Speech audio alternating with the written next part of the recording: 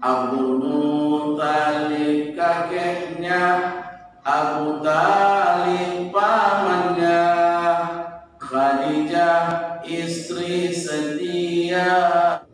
Bismillahirrahmanirrahim. Assalamualaikum warahmatullahi wabarakatuh.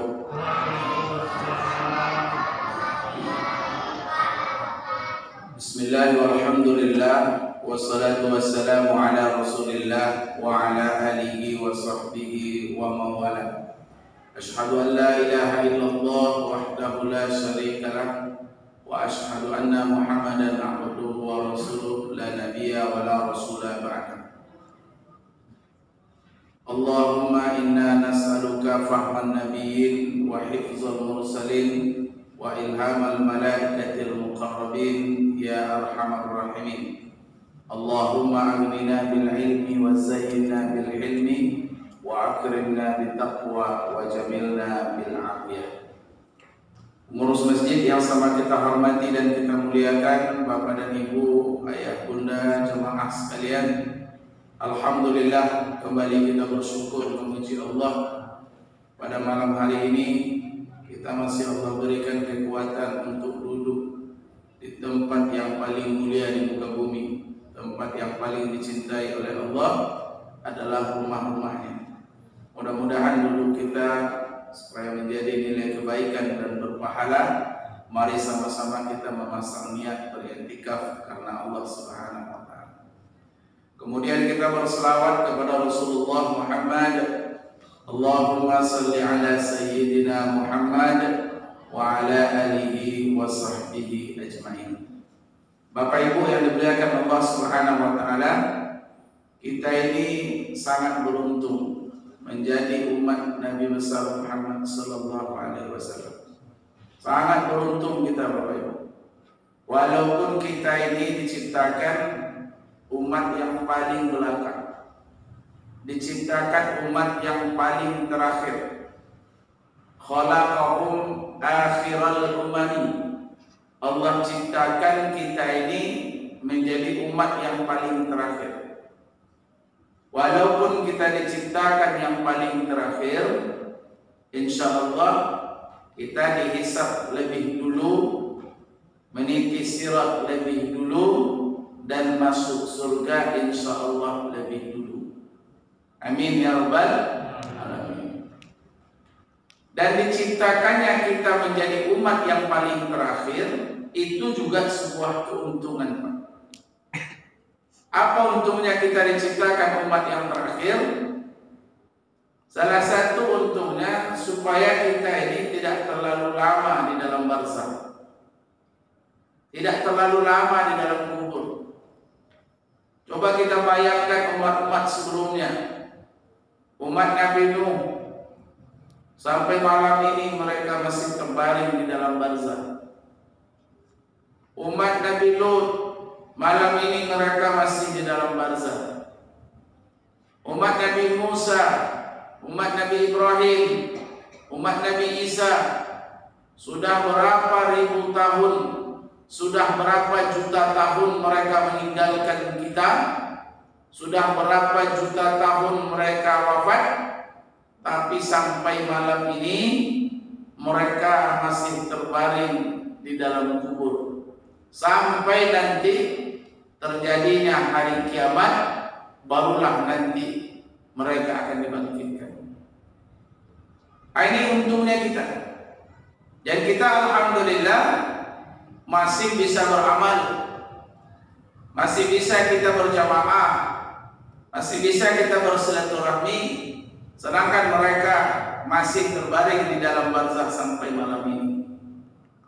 Yang kedua, Bapak Ibu, beruntung kita menjadi umat Nabi besar Muhammad sallallahu alaihi wasallam karena Nabi itu diutus sebagai rahmatan lil alamin. Beliau diutus tak sama dengan nabi-nabi sebelumnya. Kalau nabi-nabi sebelumnya, kalau kita buka lembaran sejarah, salah satu contohnya Nabi Nuh alaihissalam. Beliau menjadi nabi itu yang paling lama, 950 tahun jadi nabi. Yang beriman hanya lebih kurang 80 orang saja. Berdakwah siang dan malam. Rabbi da'autu qaumi lailan wa nahara. Berdakwah kepada kaumnya siang dan malam, tapi mereka itu tidak mau mengikuti dakwah Nabi Nuh alaihissalam sampai Nabi Nuh berdoa kepada Allah. Doanya diabadikan oleh Allah dalam surat Nuh ayat 26. Rabbi la tazar 'alal ardi minal kafirina dayyara. Ya Allah, wahai Tuhanku, la tazar 'alal ardi, jangan kau sisakan di muka bumi ini, minal kafirina dayyara, orang-orang kafir itu sapu habis sajalah semuanya, sampai muak beliau. Berdakwah siang dan malam ratusan tahun, yang beriman cuma 80 orang lebih kurang. Akhirnya beliau meminta la tadar 'alal ardi minal kafirina dayyara, sapu habis sajalah yang kafir-kafir. Dia nasihat kamu menanya. Ketika diberi nasihat, yaj'aluna asabi'ahum fi adhanihim, mereka sumbat telinga mereka dengan anak-anak jarinya. Wa yaksau siyabahum, mereka tutup wajah mereka. Saking malasnya mereka mendengar dakwah Nabi Nuh alaihissalam. Dan ini dikabulkan Allah Subhanahu wa taala sampai Nabi Nuh diperintahkan membuat kapal. Setelah kapalnya selesai, yang beriman disuruh naik kapal. Akhirnya yang kafir-kafir disapu habis, sampai anak kandung beliau sendiri itu tak bisa diselamatkan. Ini Nabi Nuh. Nabi Lut sama. Ketika Allah utus Nabi Lut ke negeri Sodom, yang pernah kita sampaikan dulu, antara Yordania dan Israel ada negeri namanya Sodom. Masyarakatnya menyembah berhala dan mereka juga suka berzina sesama jenis. Akhirnya mereka juga dimusnahkan oleh Allah dengan cara yang sangat mengerikan. 12 negeri yang pernah dimusnahkan Allah, negeri Sodom inilah yang paling mengerikan. Falamma jaa amruna ja'alna 'aliyaha safilaha wa amtarna 'alaiha hijara min sijilin mamdudin musawwamatan 'inda rabbik. Ketika Allah datangkan musibah ke negeri Sodom, Allah jungkir balikkan negeri mereka. Allah jungkir balikkan rumahnya. Setelah rumah dan negeri mereka dijungkir balikkan Allah, Allah turunkan hujan, dan hujan itu bukan hujan air, tapi Allah turunkan hujan batu-batu yang sudah dipanaskan, dan di batu itu Allah beri nama mereka masing-masing. Musnah negeri Sodom sampai hilang di telan bumi. Beberapa tahun kemudian ada ditemukan satu negeri di bawah laut Yordania, itu yang diperkirakan adalah negeri Sodom yang pernah dimusnahkan Allah Subhanahu wa taala. Begitu juga kaum Madian, umatnya Nabi Shu'aib alaihissalam, ketika mereka suka curang menimbang, ketika mereka suka dusta dalam berdagang, mereka pun dimusnahkan Allah Subhanahu wa taala. Begitu juga kaum Nabi Soleh, begitu juga kaum Ad dan lain-lain sebagainya. Tapi alhamdulillah ibu, Bapak yang dimuliakan Allah, kita umat Nabi Muhammad tidak ada yang dimusnahkan Allah. Padahal dosa kita ini kalau dibanding-bandingkan dengan dosa umat-umat sebelumnya tidak ada jauh-jauh beda. Dulu umat Nabi Lut, mereka melakukan zina sesama jenis.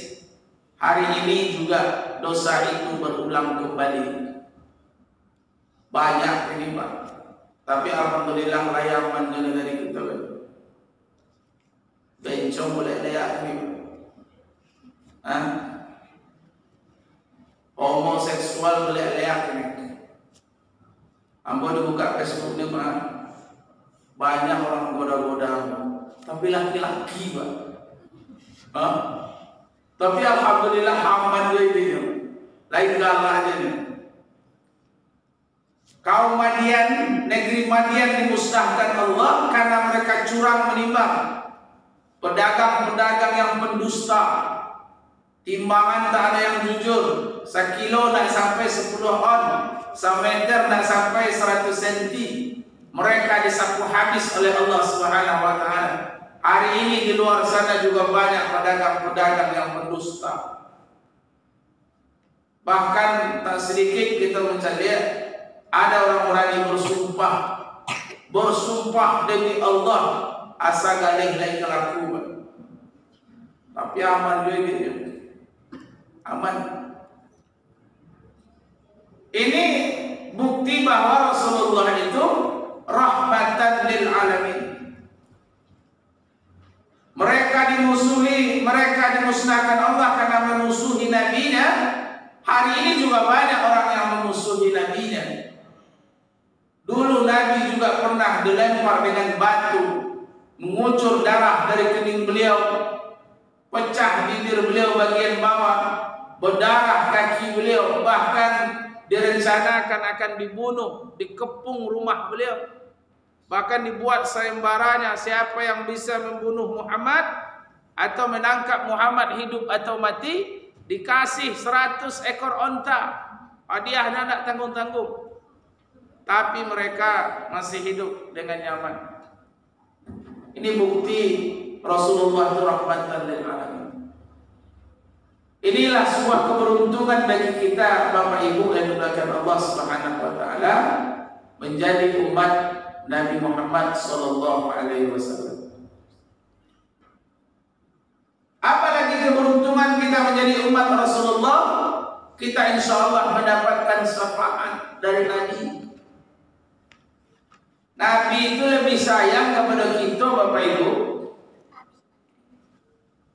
Orang tua sayang kepada anaknya. Sayang tak Pak? Sayang. Bahkan ada orang tua yang nekat menjual ginjal demi biaya berobat anak. Ada orang tua yang pergi merantau tak pulang-pulang demi cari biaya hidup anak. Bahkan ada orang tua yang rela mengorbankan kesehatannya demi anak. Tapi sesayang-sayangnya orang tua kepada anaknya, Nabi lebih dari itu.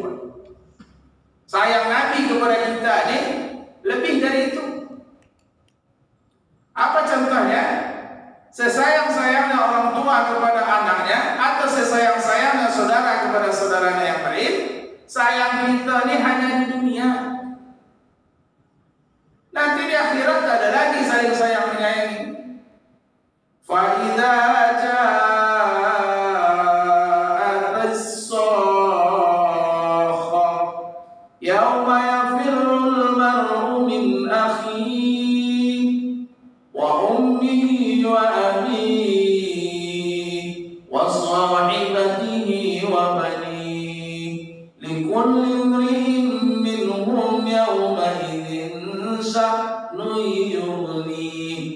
Apabila sudah terjadi hari kiamat, ditiup sangkakala, ketika kita berbondong di padang mahsyar, pada hari itu seseorang akan lari dari saudaranya yang lain. Walaupun kita tahu itu saudara kita, Pak. Kak, tolonglah saya, Kak. Saya ini adik kakak nih, Kak. Kakak dulu lahir rajin ke masjid. Lahir banyak amalan kakak. Saya tak ada amalan, mintalah saya pahala kakak sedikit aja. Saat itu kakaknya berkata, urus sajalah diri kau deh. Kakak pun tak tahu nasib kakak macam mana.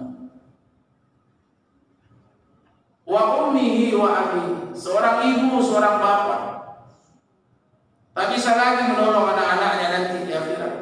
Ya, tolong saya ya. Saya menyesal ya, ayah dulu pergi ke masjid, saya tak ada ke masjid. Ayah dulu rajin beribadah, saya banyak dosa, minta saya pahala ayah, nah sedikit aja jadilah. Minta saya pahala duha ayah, minta saya pahala tahajud ayah, minta saya pahala sholat jamaah ayah. Kita bagi dua aja lah ya, itu ayah separuh, itu ayah saya separuh. Saat itu ayahnya berkata, urus sajalah diri kau nak. Ayah pun tak tahu nasib ayah gimana. Sedangkan ini aja pahala ayah tak cukup. Kau pula yang kau membantu. Ibunya juga demikian. Wa sahibatihi wa bani, apalagi sama-sama sahabat, suami istri, tak bisa saling bantu nanti di akhirat. Kenapa? Likulli imri'in minhum yawma idzin sya'nu yughni. Pada hari itu orang disibukkan urusannya masing-masing, saking takutnya dia kepada Allah Subhanahu wa taala. Kita tidak ada bisa saling menolong. Tapi ada seorang manusia yang paling sibuk di akhirat.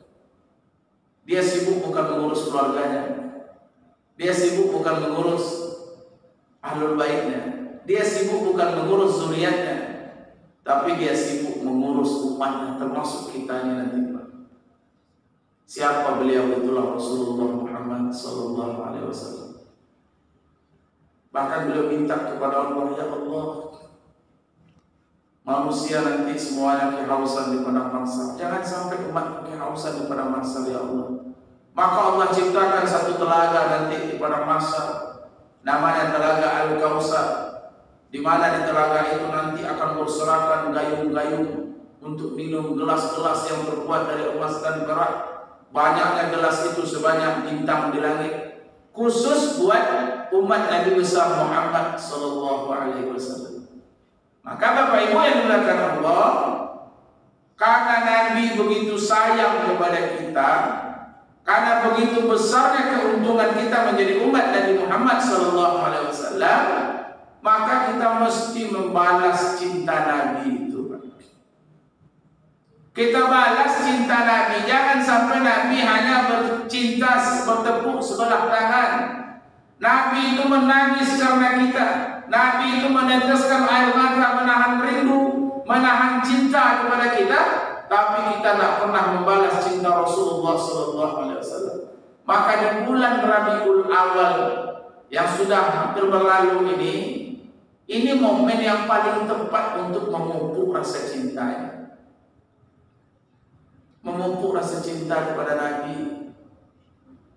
Kalau ditanya kepada saya, menurut Ustaz, apa hukumnya maulid Nabi ini?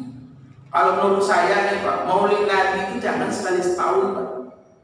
Kalau dapat maulid Nabi ini sekali sebulan. Seperti wirid sosial kita nih. Maulid Nabi itu sekali sebulan kalau dapat. Coba kalau setiap bulan kita suguhkan sirah nabawi kepada anak-anak kita, tiap bulan pasti dia akan mengidolakan yang namanya Rasulullah Muhammad SAW. Tapi ini sekali setahun. Daya ingat kita kadang-kadang 40 mimik lagi. Sudah ceramah cerita Nabi, ini tiba di rumah tanya apa? Siapa namanya kakek Nabi yang ketiga tu? Itu nak lupa. Tadi lagi sampai Ustaz. Ada lupa tu Pak. Daya ingat kita apa belum ini juga. Maka kalau dapat maulid Nabi itu sekali sebulan, jangan sekali setahun. Untuk apa? Memupuk rasa cinta dan kerinduan kepada Rasulullah. Maka kita mesti mengenal orang yang kita cintai. Tanggal 24 Oktober kemarin, itu salah seorang bintang pemain Ikatan Cinta datang ke kami. Siapa namanya itu? Hah? Si itu yang mirip Ustaz itu kan ganteng kan? Kenapa ibu-ibu tak gila-gila dengan si Aldebaran itu? Siapa namanya Bu? Aldebaran itu, ya. Karena tiap malam disuguhkan filmnya, malam ada putar film Ikatan Cinta, ya. Pagi besok berita itu juga, Pak. Berita tentang film semalam, ya. Bagaimana nasibnya dari malam itu ada ceritakan pula pagi beliau. Maka menengok poster dia Pak. Menengok posternya di Jalan Sudirman itu. Poster si Aldebaran ini tergila-gila ini. Ditengok bilonya tiba, bilonya kan tiba. Saya isi wirid ibu cerang cerita itu. Wah, pailau kasih terus korban sampai berfoto je jadilah. Begitu tergila. Rasulullah Muhammad, menengok nama Muhammad sallallahu alaihi wasallam, memperingati Maulid Nabi, cemburut mukul. Menengok poster Lebaran, bulalak mantul. Menengok poster Nabi Maulid Nabi, cemburut mukul. Kenapa? Karena tak pernah disuguhkan berita tentang beliau. Maka Bapak Ibu yang dimuliakan Allah, maka sirah nabawi itu mesti disampaikan, memupuk kecintaan kita kepada Rasulullah sallallahu alaihi wasallam. Tidaklah beriman salah seorang kamu sampai aku lebih dicintainya ketimbang kedua orang tuanya dan dirinya. Jadi tidak beriman kita ini kalau tidak mencintai Nabi lebih daripada kedua orang tua kita. Jadi bagaimana kita akan cinta dengan Nabi kalau dia tidak kita kenal sama sekali? Ini pada anak-anak bapak ini mesti tahu kita Nabi kita ini. Siapa Nabi kita? Muhammad. Ayahnya siapa? Abdul Muttalib. Abdullah nama ayahnya, Aminah ibundanya, Abdul Muttalib kakeknya, Abu Talib pamannya, Khadijah istri setia, Fatimah putri tercinta, semua bernasab mulia dari Quraisy ternama. Inilah kisah sang Rasul yang penuh suka duka, penuh suka duka. 2 bulan di kandungan, wafat ayahandanya. Tahun gajah dilahirkan, yatim dengan kakeknya. Sesuai adat yang ada, disusui Halimah. 6 tahun usianya, wafat ibu tercinta. Inilah kisah sang Rasul yang penuh suka duka, penuh suka duka. 8 tahun usia, kakek meninggalkannya. Itu sirah nabawi. Ya, sirah nabawi. Saya kalau dengar nyanyi ini kadang berlinang mata saya. Kenapa berlinang Bapak Ibu? Bukan isi nyanyi ini kadang buat saya menangis, tapi yang menciptakan lagu ini. Yang menciptakan lagu ini nasibnya luar biasa. Beliau yang menciptakan lagu ini, malam ini beliau sedang mendekam dalam penjara, dituntut 10 tahun penjara, diputuskan 4 tahun penjara, dicabut hak politiknya, dibantai para pengawalnya, dibekukan semua rekeningnya, bahkan tanah-tanah beliau akan dipersidangkan. Beliau adalah cucu Rasulullah SAW dan dipenjara hanya gara-gara memperingati Maulid Nabi. Maka itu tergantung kita menyikapi ini semua Bapak Ibu dan teman-teman. Beliau dipenjara hanya memperingati Maulid Rasulullah SAW. Maka ini anak-anak kita ini Bapak Ibu, mereka mesti mengenal Rasulullah itu lebih dekat. Beliau mengarang ini itu sirah nabawi, sejarah tentang Rasulullah sallallahu alaihi wasallam. Ya. Kalau hafal yang ini hafal sirah nabawi ini. Tanya di sekolah nanti ingat nyanyi semalam apa ini. Ya. 8 tahun usia, kakek meninggalkannya. Abu Talib pun menjaga, paman paling membela. Saat kecil menggembala, dagang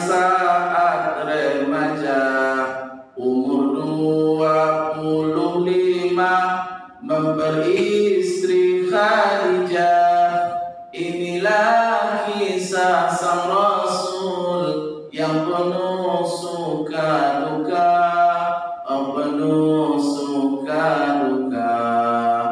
Di umur ke-30 mempersatukan bangsa saat meletakkan batu Hajar Aswad mulia. Genap 40 tahun mendapatkan risalah, ia pun menjadi Rasul akhir para anbiya. Inilah kisah sang Rasul yang penuh suka duka, penuh suka duka.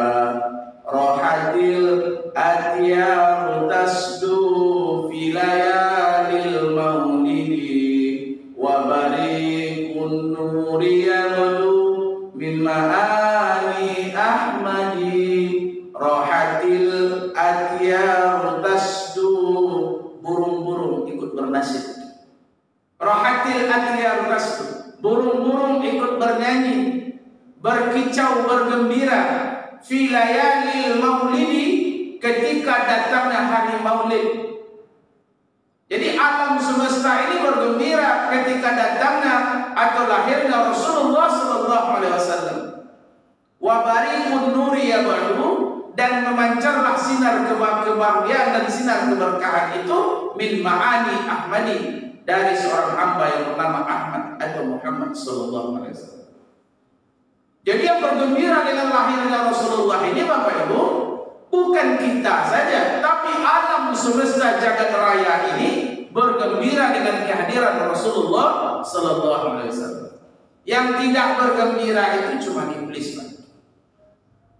Cuma iblis. Dalam kitab Bidayah wa Nihayah karangan Ibnu Katsir itu dijelaskan, iblis itu kan menangis 4 kali sejak diciptakan.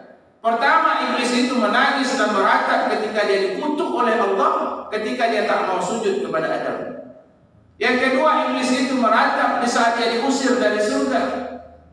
Ketika iblis itu meratap saat Allah turunkan Al-Fatihah ke muka bumi ini. Dan yang keempat, iblis itu meratap dan menangis di saat Rasulullah dilahirkan. Jadi kalau ada orang anti maulid, ada orang yang tak suka mendengar maulid Nabi ini, tak jauh beda dengan itu. Jadi Bapak Ibu yang dimuliakan Allah Subhanahu wa taala, dengan dalilnya karena menyerupai orang-orang Nasrani. Ulang tahun itu menyerupai orang-orang Nasrani. Kita bukan ulang tahun Nabi, Bapak Ibu yang dimuliakan Allah. Mengambil momen yang sudah berlalu untuk menambah keimanan itu boleh, bukan dilarang. Nabi ketika hijrah dari Mekah ke Madinah, tiba di Madinah beliau melihat orang-orang Yahudi berpuasa pada tanggal 10 Muharram. Ketika ditanya orang-orang Yahudi kenapa kalian berpuasa, kata mereka, hari inilah Nabi Musa itu diselamatkan oleh Allah dari kejaran Fir'aun laknatullah alaih. Dan hari ini juga lah Fir'aun itu ditenggelamkan oleh Allah Subhanahu wa taala. Maka kata Nabi, kalian lebih berhak di atas Musa ketimbang orang-orang Yahudi. Maka Nabi perintahkan berpuasa pada tanggal 10 Muharram yang dinamakan dengan puasa Asyura, dan itu sampai hari ini kita amalkan hanya untuk memperingati tenggelamnya Fir'aun dan Allah selamatkan Musa alaihissalam. Nabi Musa itu diselamatkan Allah sudah 3000 tahun lebih, Pak. Sampai hari ini kita masih mengingat momen ini. Jadi mengingat-ingat momen bersejarah untuk menambah keimanan itu boleh, Pak. Tak ada salah. Ibu lahir tanggal 10 November, tiba di tanggal 10 November, mengingat-ingat hari lahir, dibelilah nasi bungkus agak 100 bungkus, kemudian disedekahkan ke panti-panti asuhan, ya. Kemudian mengingat bahwa 1 tahun sudah berlalu, berarti 1 tahun ke depan sudah semakin dekat dengan pintu kubur. Mengingat-ingat momen itu tak ada salah. Tapi kalau mengada-adakan satu amalan, itu baru salah. Contoh diadakan pula solat namanya solat maulid. Usolli sunnatal maulidi rak'ataini lillah, itu baru bid'ah. Tak ada namanya solat maulid, tak ada namanya solat ulang tahun, tak ada. Tapi mengulang momen yang sudah berlalu untuk menambah keimanan kita, itu tidak ada salahnya. Maka ini salah satu momen yang paling tepat. Karena sekarang ini Bapak Ibu dan Melakukan Allah, semakin marak perdebatan di media sosial, bahkan mungkin di sekitaran kita, dengan mereka-mereka yang anti memperingati maulid Nabi besar Muhammad SAW. Maka ini mesti kita pertahankan ini, Pak. Sampaikan kepada anak-anak kita. Kalau dapat syiarkan maulid ini dengan sesiar-siarnya. Kalau di kampung-kampung Pak, maulid itu sampai 40 hari, Pak. Karena Nabi diangkat menjadi Rasul umur 40 tahun, maka 40 hari 40 malam mereka maulid. Begitu mereka seolah-olah dalam diri mereka hadir Rasulullah SAW. Ada yang baca berjanji, ada yang hanya berselawat bersama-sama, ada yang beriktikaf bermuhasabah, ada yang bertawajuh, kemudian mengirimkan selawat kepada Rasulullah SAW. Ini adalah cara-cara momen untuk memupuk kecintaan kita kepada Rasulullah SAW. Yang kedua, setelah kita mengenal Nabi lebih dekat dengan membaca sirah nabawinya, mari kita amalkan syariat dan ajaran yang sudah beliau tinggalkan ini.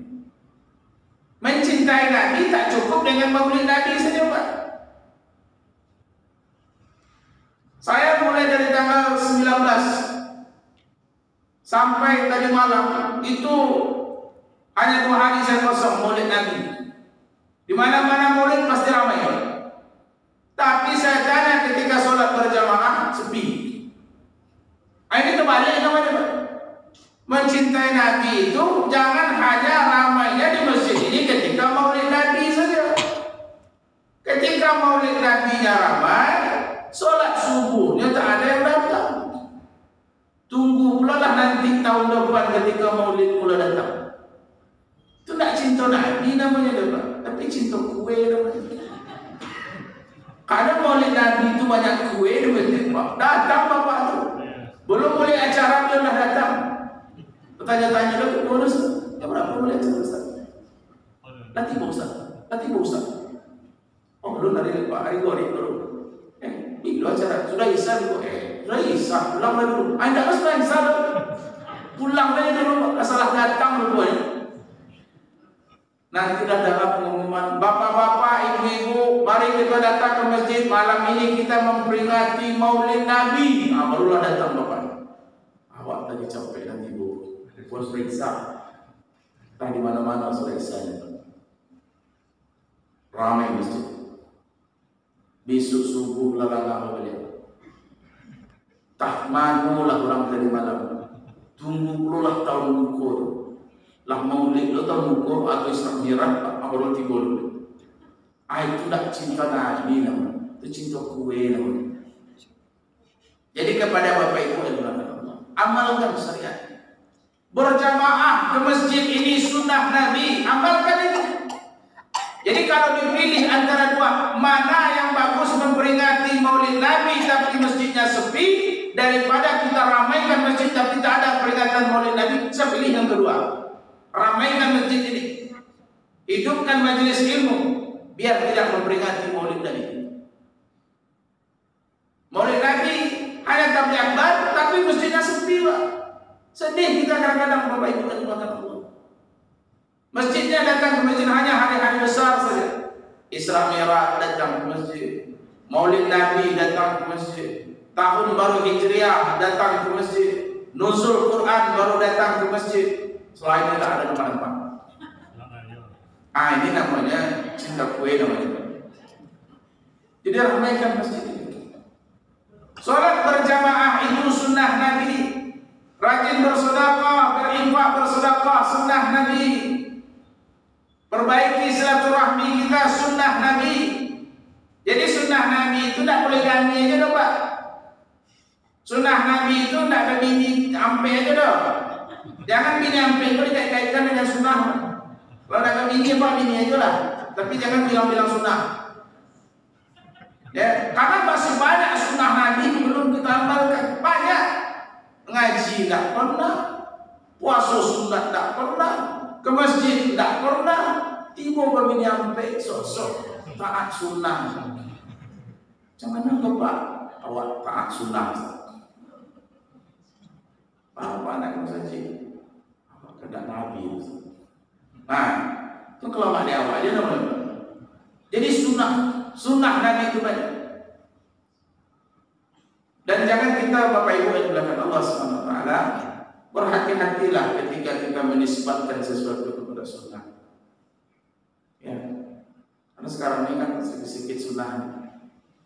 Ada baju-baju sunnah, selawat sunnah, pasar sunnah, pecumanto sunnah, kemungkinan sunnah, musajid sunnah, ya ustaz sunnah, ya banyak Pak. Selain itu, atau bid'ah kesadurin Pak. Terlalu rendah kalian menisbatkan sesuatu itu kepada sunnah. Bapak Ibu yang dimuliakan Allah Subhanahu wa taala.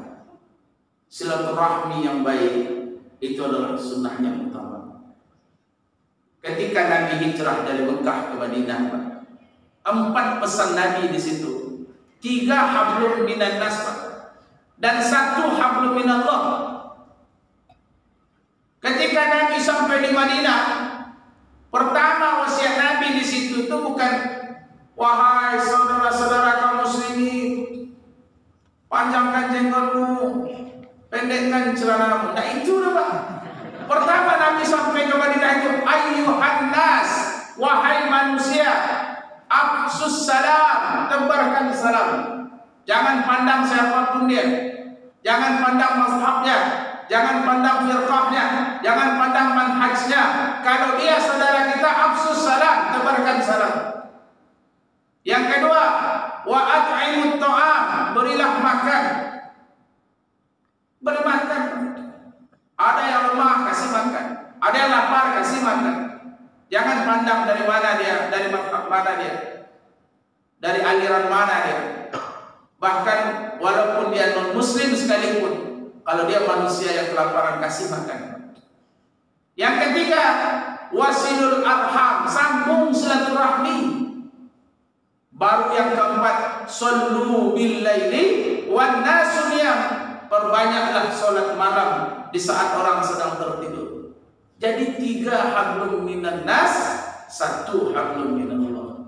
Berarti silaturahmi itu penting. Sekarang kita ini perpecahan luar biasa Bapak Ibu. Ngeri kita nengok, ngeri kita. Bahkan senasab saudara kandung hari ini bisa tak bertegur sapa hanya gara-gara berbeda manhaj, hanya gara-gara berbeda pandangan. Duduk aja dengan dia haram hukumnya. Duduk dengan ahlul bid'ah itu haram. Bapak Ibu yang dimuliakan Allah Subhanahu wa taala, maka hati-hati kita sekarang ini. Nah, inilah gunanya kita berjamaah seperti ini Bapak Ibu yang dimuliakan Allah. Berjamaah. Tiba giliran nanti yang imamnya pakai kunut, kita ikut. Tiba pula yang tak kunut, kita ikut Pak. Karena itu masih di dalam mazhabul arba'ah, ikut aja lah. Tak usah kita saling pandang-pandangkan lilin Pak. Hidupkan lilin kita, besarkan jaga lilin kita. Lilin kawan jangan ditiup. Enggak, lilin awak hidupkan, lilin kawan dia pun suka. Ya, amalan kita harus perhatikan Pak. Beribarat kita salat yang baik, ujung telunjuk kita lihat, jangan telunjuk kawan tengok. Yang awak aja lihat. Untuk apa? Menjaga ukhuwah ini. menjaga persatuan dan kesatuan umat ya Nabi besar Muhammad sallallahu alaihi wasallam. Maka Bapak Ibu yang dimuliakan Allah, inilah sunnah Nabi yang terbesar adalah silaturahmi. Dalam Quran itu banyak ayat yang bercerita tentang silaturahmi. Maka hal-hal yang kita perdebatkan hari ini tidak ada termaktub di dalam Quran. Masalah jenggot, masalah celana, tak ada satupun Quran yang berbicara masalah itu. Ya, maka jangan kita berlarut dalam hal-hal yang furu'iyah. Nah, inilah Bapak Ibu yang dimuliakan Allah Subhanahu wa taala. Ya, kesimpulannya, mari kita pupuk rasa kecintaan, kerinduan kita kepada Rasulullah dengan mengambil momen yang sudah berlalu, yaitu dengan Maulid Nabi besar Muhammad sallallahu alaihi wasallam. Demikian, terima kasih banyak Bapak dan Ibu, dan saya cukupkan demikian. Subhanakallahumma wa bihamdika asyhadu an la ilaha illa anta astaghfiruka wa atubu ilaik. Assalamualaikum warahmatullahi wabarakatuh.